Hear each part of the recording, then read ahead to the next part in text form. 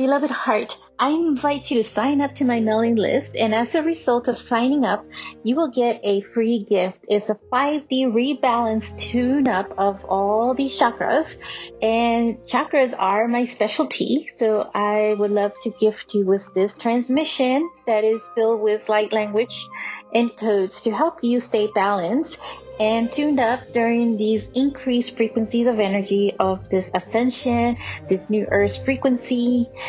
So check out the links in the notes of this show, and I look forward to connecting with you. I am sending you love.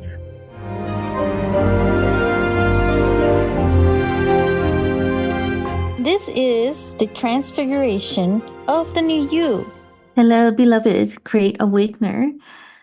In this episode that is about to be released around close to Valentine's Day, that is celebrated in the United States and probably in other countries as well. And I want to dedicate this discussion and topic to focus on twin flame soulmates and conscious dating. And so I want to, first talk about what these all mean, because oftentimes these are confused. And so, like, for example, like soulmate is confused as always being a romantic relationship, but it's not always the case because soulmates could be many people in our lives, and it can also include animals too. So certain pets in your life are considered to be um, part of your soulmate tribe. So they're like these special companions who are there to be of assistance in some way or another, or to be a good company for you, and also to serve as guides too. And there's also in our family dynamics, there's certain family members that we may feel that we resonate the most with, and they could be our soulmate. Again, it doesn't have to be in a romantic manner, although it is, in some cases, that is the case. And so twin flame is, to me, is it's like an ultimate soulmate. And so soulmates are like stepping stones into like an ultimate soulmate, twin flame energy. So really, um, twin flame, though, it's very intense. So in all aspects, we all serve as mirrors to one another, as a reflection to one another. And in a twin flame relationship, it is ultra intense. It's like 10 times more the reflection. So if you haven't really taken care of a lot of patterns within yourself, for instance, like a lot of subconscious traumatic wounds, those wounds get reflected 10 times more in a twin flame relationship. So it is much more intense. Whereas, in a soulmate relationship, they serve as stepping stones and to also encourage and support in certain soul lessons that are, in agreement for this lifetime that you agreed to before incarnating, that you wanted to learn from, clear, and be done with certain cycles in relation to that. And so that's what soulmates really assist with. And so they help to polish you more. So every relationship that we're in matters. And every relationship that we are or have been are there for a reason and a connection to get us to also wake up to our own soul, wake up to who we really are from a divine aspect. And a lot of times, our guides are there to guide us, to help us be on track to what we said that we would set out to agree to do, to learn from. And so we also agreed that we will forget certain aspects of, those lessons that we needed to learn. It's like taking a test, right? You can prepare and study for it before going to the test, and you know that you're you're fully aware that you're going into this test, so you prepare for it in some way or another. And you don't know exactly what those questions are going to be and how they're going to be asked, but you have an idea, you have the preparation, the tools within yourself. And so you go in there and you take the test, and when you get past to certain answers, right? When you get the answer in a certain way, the solution that is, then you've completed a level from that test and you get graded. So it is similar to that in a way because, Earth has been serving as a school for the souls to go into this ultra acceleration of like expansion. And we're very much into it right now that during this ascension and great awakening. And we all agreed that we would be present for this great ascension and great awakening. And especially if you're listening to this episode and podcast, then you're definitely part of that agreement of coming to this earth to be here during this time of this unprecedented moment when all the energies open up and everything gets reactivated, gets reawakened and expanded into this deeper ascension that we find ourselves in at this time.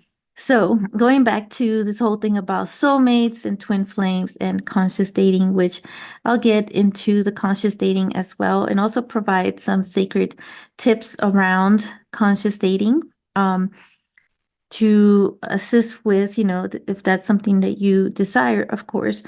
But in those areas, like twin flame has always existed since ancient times. Like a lot of the civilizations like Lemuria and Atlantis would have temples that were dedicated to twin flame because twin flame is actually also the energy that we hold within ourselves. So the key to really magnifying yourself and to attract that divine partner, which is divine partner is really what I like to phrase it as nowadays. So we don't get so attached to, one term or another of what is and who is my soulmate, who is my twin flame. I feel like that should come more from your own intuition and your own guidance to what feels, that is appropriate for you at this time from this really gut feeling, right? Within yourself.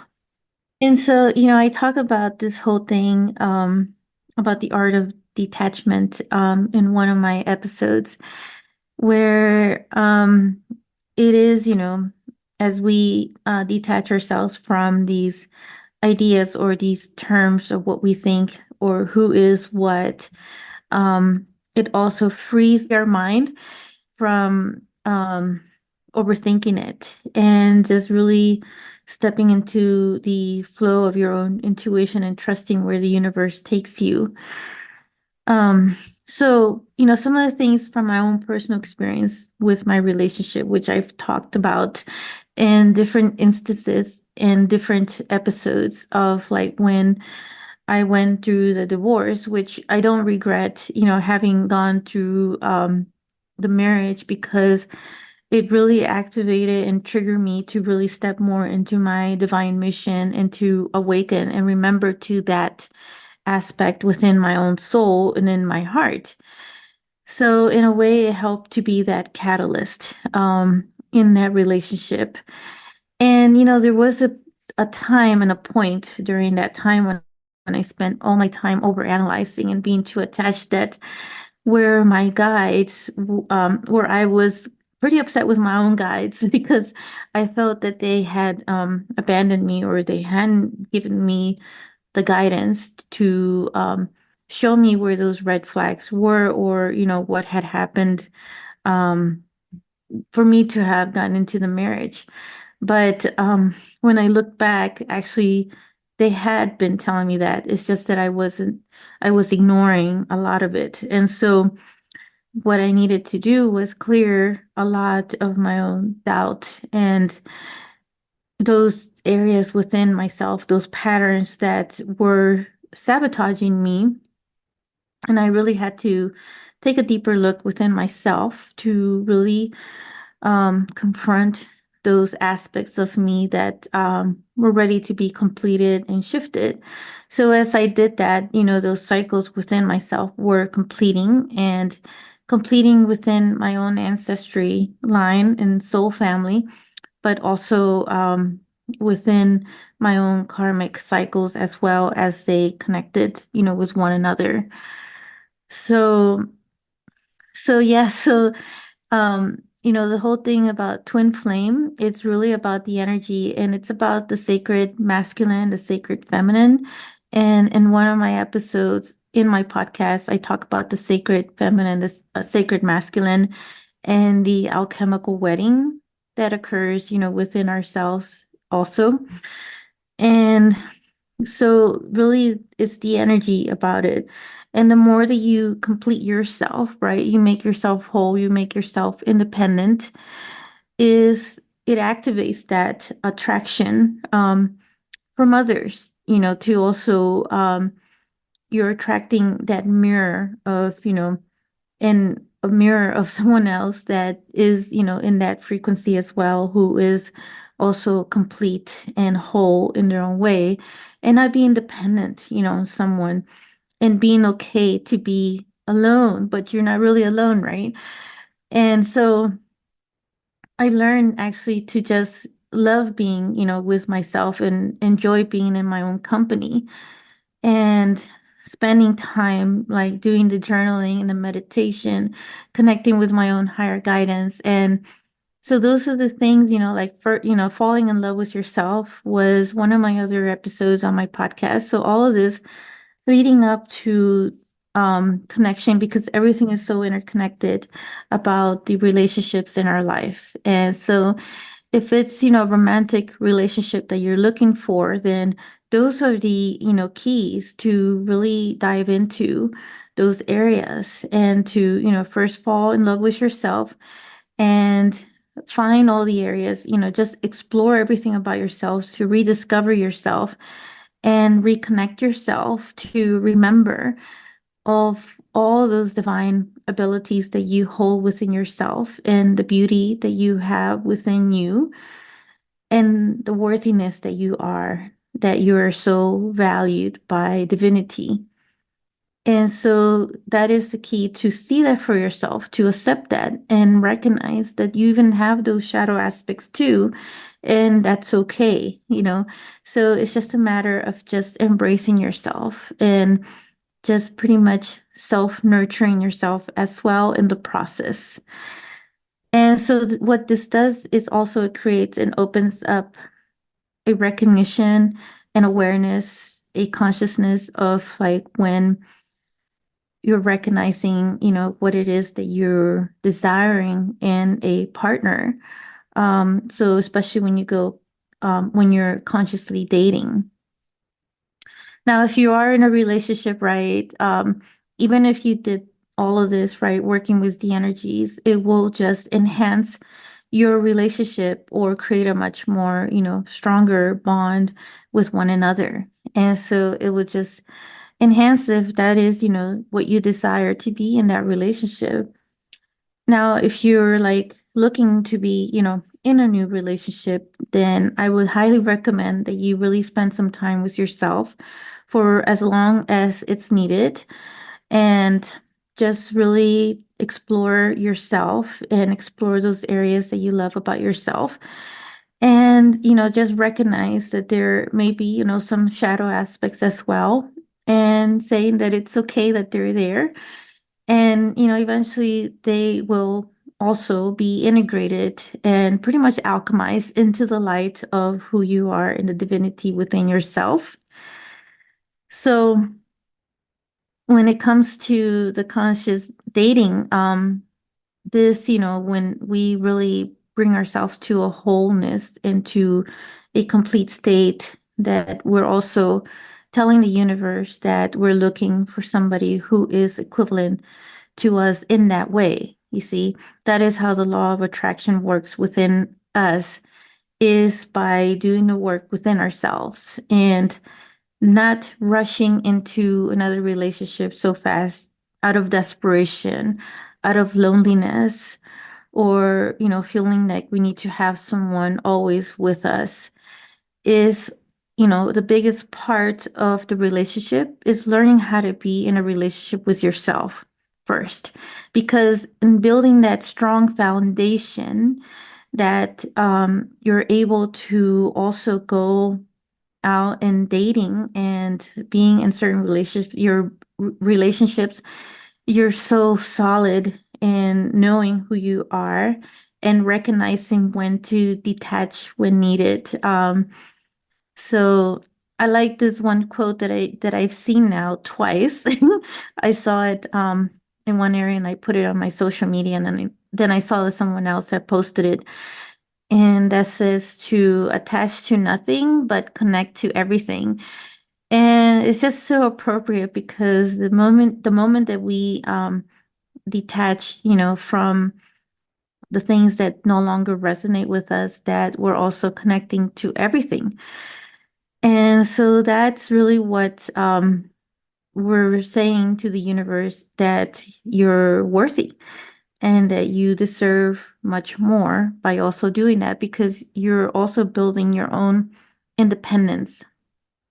Being an independent rather than codependent, or being dependent on someone else to be loving you, because you already have the infinite source of love within yourself, and much more. You have, much more greater divinity source within you, and you're fully deserving of having, the best relationship out there and having that great divine partner.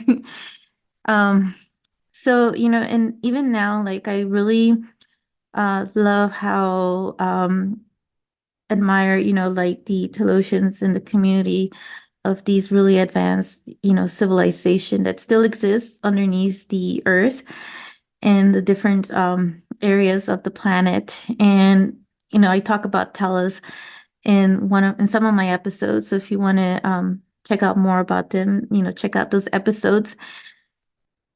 So they practice, this whole thing about being open to the divine partner and who is the right match, the right frequency.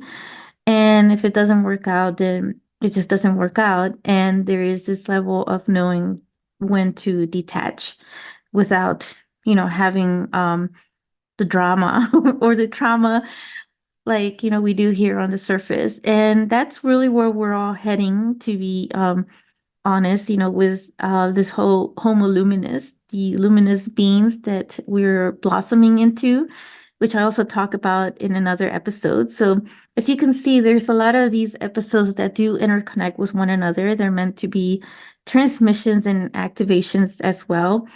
And they are like little pieces of puzzles and building blocks for us to really jump into this new human and this transformational state that we're all going through right now. So really, that's what we're evolving to, is having that expansive consciousness, even to the level of the relationships that we have in our life, and recognizing, where we are with them. And so just to talk about some things about the conscious dating really is about just being aware when you're in a dating state of like everything, but also being open to the relationship without being, judgmental, or just being in this observant state and just being open to the possibility of things. So I'll share three sacred tips, right, for conscious dating. If this is something that you desire and you're out and about and dating. And number one is to really pay attention to the red flags. So, for instance, like I just mentioned my example about ignoring those red flags and really paying attention to those that feel kind of yucky in the gut, but you kind of like brush it off and you say, oh, it's probably nothing. No, you should probably pay attention to that and notice, what areas are, don't resonate for you at this time or don't or feel like they're off in a moment. And the number two thing is to write down also what is your ideal type of divine partner and just get really clear and focus on those areas and just kind of like make this checklist of what works for you and where the kind of divine partner you want to be with and how all of this will benefit others as well, um not just you, but also like the impact that it has in others, like your family or your community or friends, and how, all of this is intertwined. Um, so just, writing that down. And it could be, things like having sense of humor or just an example, is whatever it is that you feel drawn to or that you desire at this time. And the third one is that before you go out dating, you can always ask the angels for guidance. And specifically, you can ask Archangel Shamuel to be with you during that time of your dating and to help you recognize and be conscious of, you know, who it is that feels that is your match for your divine partner. And Archangel Shamuel is about relationships and harmonizing relationships.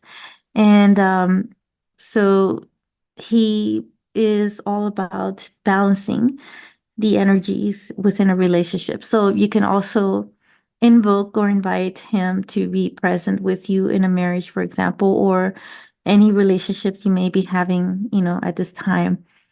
He's perfect companion to have with you and to give you clarity, but he also helps you find who is the right divine match for you as well.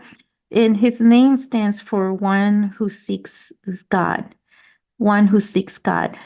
So that's what his name means. It's a really beautiful name. um, so we can also make a decree.